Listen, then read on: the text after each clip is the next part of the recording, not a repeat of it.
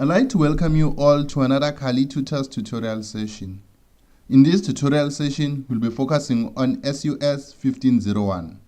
If you haven't subscribed to our YouTube channel, please subscribe to get access to the latest videos the moment that we upload them.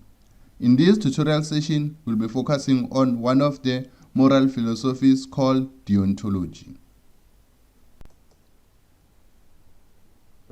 If you are a curious person like me, you've already started asking questions. What do they mean by this deontology? What monster is this thing? Okay? Do not be afraid. Deontology is just a moral philosophy. It is actually one of the moral philosophies that we will discuss in this module. The other two moral philosophies that we'll discuss are virtue ethics and consequentialism. Okay?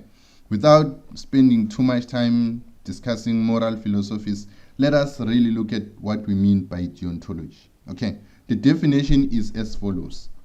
Deontology is a moral philosophy that ascribes the morality of an action to whether the action itself is right or wrong, based on some principles, rules, and laws. This definition simply tells us that we look at the action itself and then judge whether it is right or wrong. We do not look at the reasons that prompted somebody to act in a particular way. We do not look at the outcome of somebody acting in a particular way.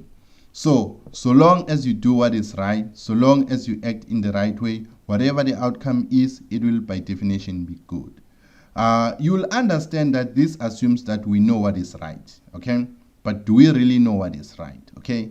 There are some people who came up with ways to classify what is right and what is wrong. And one of the people who came up with rules that can be used to judge the morality of our action is Immanuel Kant.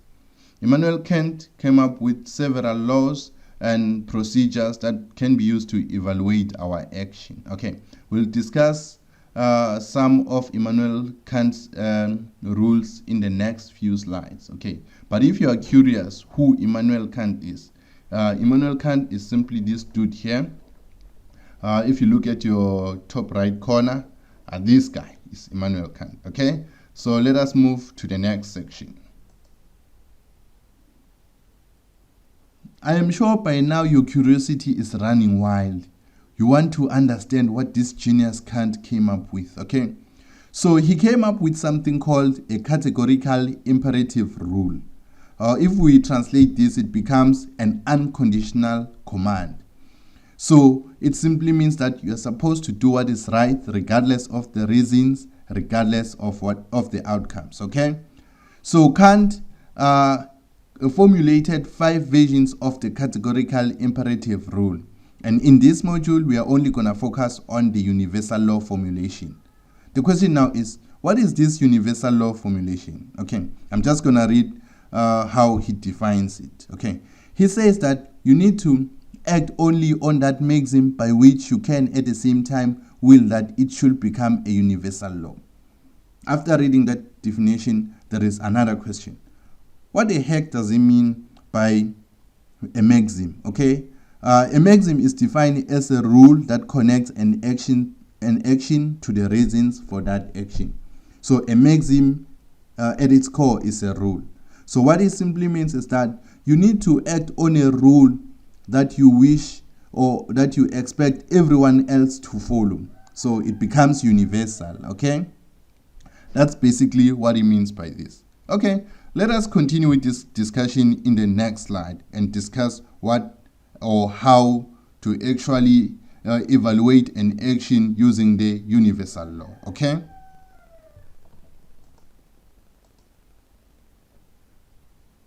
Like we said, Kant was a genius.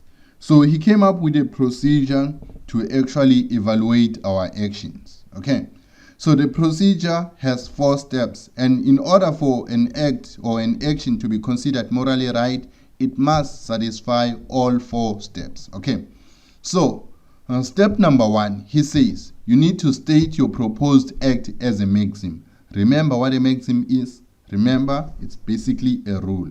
If you're not sure what that means, go back and look at the previous slide. Okay, so after stating your proposed act as a maxim, you need to restate that maxim as a universal law.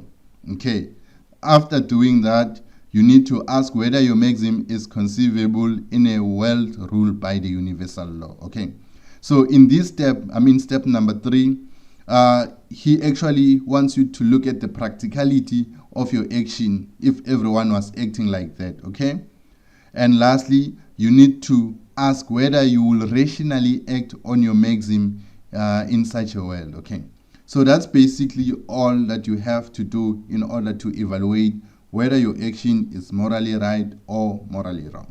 But this can be best explained using examples. Okay, so let us look at an example in the next slide.